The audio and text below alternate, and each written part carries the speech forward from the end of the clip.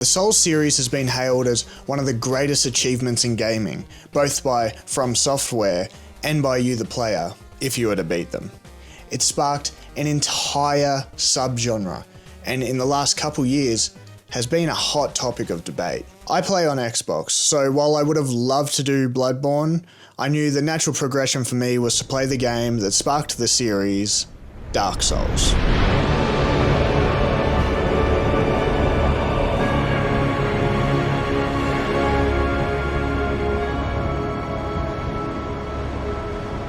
I have so much I want to say about this game, but I think I'll get into the greatest part of it, the theming. You start in a prison cell, being told that this is your fate. The world of Dark Souls is in a pretty terrible state. It looks as if the world will soon come to an end as an empire built on flame will fade. As an undead human, you are less than David facing down Goliath.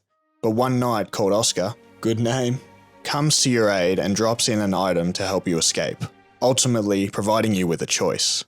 You can either A, stay in the prison, continuing life but only as a means of prolonging the end of it, or B, take the key and see what awaits you on the other side. Now, if you chose option A, why did you even buy the game? But if you did what any sane person would do and picked up that key and escaped, then you can keep watching the video. After facing the asylum demon and realizing you haven't got a chance in hell, you meet back with Oscar, but he's now dying. For what reason we really don't know, but he imparts a final request. He asks that we continue his mission to ring the bells of awakening and reveal the fate of the undead. Now we have a goal, and when Oscar does eventually die, it feels like an obligation that you honour his sacrifice. You are now on your journey, but you find that setback after setback frustrates you to no end. If you give up on this goal, as a character you will go hollow. Becoming hollow in the game is losing your humanity and eventually your sanity, ending up as one of the zombie-like humans at the start of the game. All those zombies that you see are just undead like you who gave up. Hit a roadblock that made them put the game down. And I have a bit of a story of my experience. I had gotten off to a pretty good start. I had already gotten the Claymore, finished Undead Parish and Berg, I had gone through the Deeproot Garden, and eventually I got to the Valley of the Drakes somehow. When I got there, I knew that I was completely underleveled, so I went on a bit of a trek and eventually I had landed back in Firelink. Before starting the game, I knew how much people talked about how the hub world connects to pretty much every bit of the map. So I decided to go exploring around that hub map. I then found myself in the catacombs. If anyone has played this game before, you should know that the catacombs is one of the last places in the game that you should go. And I was there at like level 20. Somehow I had managed to get through there and then went to the Tomb of the Giants. And that's where I began to loathe this game. It's a pitch black area with some of the quickest, hardest hitting enemies in the game. And then when I eventually did get through all of that, I had just reached a dead end. I had no idea where to go from here. And without the warp ability unlocked yet, I was forced to run out of there. I tried for hours to get out of that area, running and falling and dying and falling again. Eventually, I just put the game down. I had become hollow. I didn't touch the game for months. I blamed it all on poor mechanics, a brutally harsh game environment, and a system that was objectively obsolete. Then, about a week ago, I was bored. I looked through my library of games and I wanted to do another Elden Ring run. But I saw Dark Souls sitting there and I sort of knew that I did eventually have to go back and finish what I started. Now, it wasn't necessarily because I wanted to do that. I still had a deep hatred for the game. But it ate away at me knowing that I had put it down and hadn't given it a better shot. So I did go back.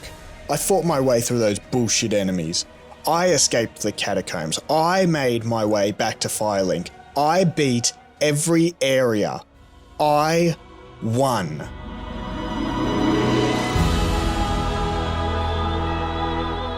And that's what this game is about.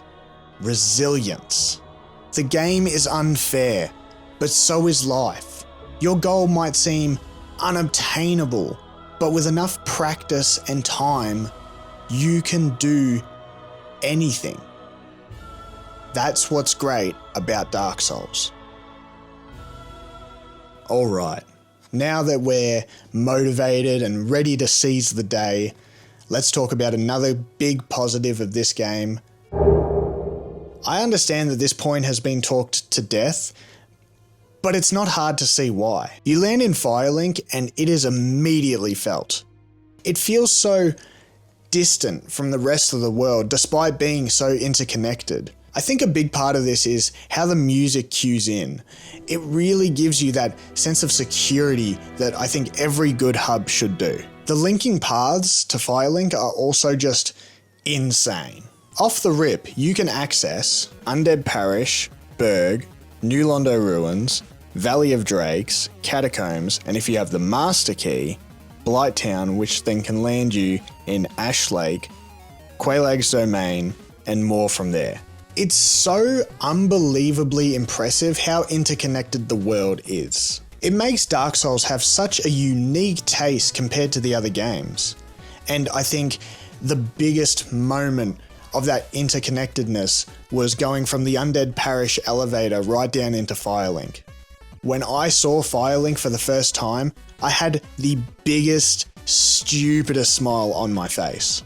If you went back in the elevator and went up just a small bit, you'd be able to access hidden areas of Firelink, which was awesome. It allowed you to go back to the starting area through the bird's nest, and it also gave you a good couple items as a bonus just for your curiosity. I know that this is the entire reason that I put the game down, but a great thing about this game is that you don't get the warp ability until about halfway through. If you're not a complete dumbass like I was and go completely through the catacombs, then this is really clever. I was able to remember the majority of the map months later, and I think that's just a testament to how well it's designed. Now, I won't go over every single area in the game, because that'd be boring. But I will mention that almost none of the areas have the same feeling, despite all being connected to one another. Think of every area you can. How many of those felt samey to you? To me, even at their worst points, I think every area had a unique and special quality about them. But what was the so-called worst areas? Now, I've seen people rinse this part of the game, and honestly, yeah, it's not very good. But by this point of the game, you'll have warp enabled, so whenever you do reach a bonfire, I do think it lessens the impact. And considering you do have the warp, I don't really find it to be that annoying that it doesn't interconnect with everything else. I think a big thing that I have with these areas is that they feel very streamlined. This is of course my opinion, and you are free to disagree with me in the comments, and I look forward to seeing that. You end up in the Demon Ruins, and it's just... It's a nice open area, and it looks fairly unique to anything else we've seen in the game so far. But in a game full of tight level design, this doesn't really hit. It just feels super empty. I mean, you have those like 6 to... I know you've got those like 5 to 6 demons that sit in the lava pit, but that's kind of it. But most people are just going to run off to the side and go through the other area. And that one's not much better either. You get through that area and then you eventually hit a shit boss, beat him, move on, do another mediocre boss that drops a pretty good item this time, and it makes you walk through the lava, which then leads you on to Lost Izalith, probably the most hated area in the entire game. I feel like that boils down to just how boring the level is. but mostly because of Bed of Chaos. Now, I was lucky enough to do Bed of Chaos 3 times, hitting a critical area in each attempt, but I hate gimmick fights. I hate gimmick fights more than anything else in this game. The big reward for me doing these games is doing awesome boss fights, and gimmick fights are the complete opposite of awesome almost every single time. You might think that I would say something positive about the Dark Souls bosses, and I feel I might have been spoiled a little playing Elden Ring and Dark Souls 3 before this and expecting too much of this game, but the bosses in this game don't do anything for me. There's a reason I called this game a messy masterpiece. You start with Asylum Demon, and it's got pretty easy moves to read, and that plunge attack is going to trivialize the entire thing. Then you've got the Bell Gargoyles. One of them is okay to fight, 2 of them is cancer, and I hate the roof. Enough said. Moonlight Butterfly. Pretty easy, made especially easy if you have fire bombs. This is the point where I hit the catacombs, and I assumed I was fine because I reached Pinwheel and it was the biggest pushover boss ever. If I had done that in the late game, I would have been genuinely upset at how bad that boss is. When I returned to the game, I looked up a guide to see where I should go next, and that led me to the titty spider, Quelaag. Again, not a great fight, it's really slow, I don't really like her moveset, the lava's whatever, it's fine. But we got to ring the second Bell of Awakening, which unlocked the path to get to Anor Londo. But not before that stupid iron golem could get me with that fuck-ass grab. What the fuck is that? Anyways, these two. This is a fight. I upgraded as much as I could, and I was still getting my ass handed to me. Ornstein was definitely the harder of the two. Those quick spear attacks is so foreign to such a slow game that it really challenged me early on. I decided to take Ornstein out first because it would make the second phase a lot easier with the slow moveset, but even then, it was giving me trouble, so I put it down for the day. And then the next day, I picked it up and did it first try. It genuinely shocked me how a little bit of time away from the game completely changed how well I was able to focus on the fight. Later on, I was doing the Four Kings fight, and I was doing no damage, and in that fight, it's a DPS check. You need to be doing damage and you need to do it quickly. So I went back to the weaponsmith and had realized that I put a divine blessing on my blade, which upgrades your magic attacks, but absolutely tanks your physical attacks. So for more than half the game, I had been doing a challenge run without knowing at all. I swear that I'm not usually this stupid. It was this one time. It was just one time. Anyways, we move on to... You know what? No.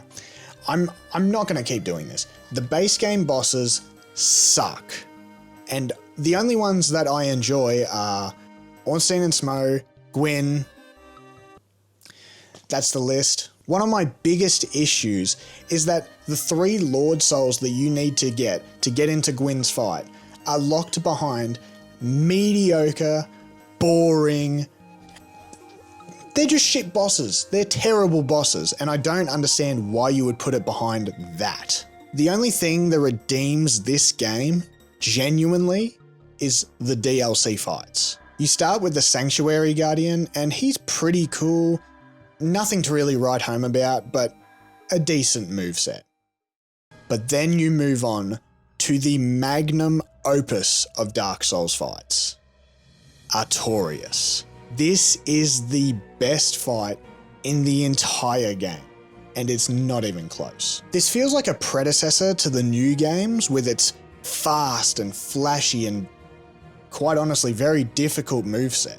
I had such a good time with him, and he's one of the only bosses where putting the lock on camera actually sort of works for the fight. You've then got Calamite, which I think is a pretty decent dragon fight. I did feel it was a bit too easy to stick to his legs and backside, and some of those bite attacks just felt sort of janky. But apart from that, it was really fun. Then you finish the DLC with Manus. I've heard people can have a super difficult time with Manus, and I can appreciate that.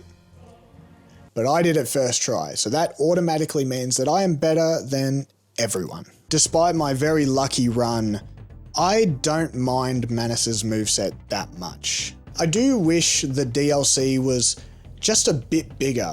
I feel like I completed it in a very short amount of time. I've seen some complain that it's a bit of a boss rush, and honestly, I can see that.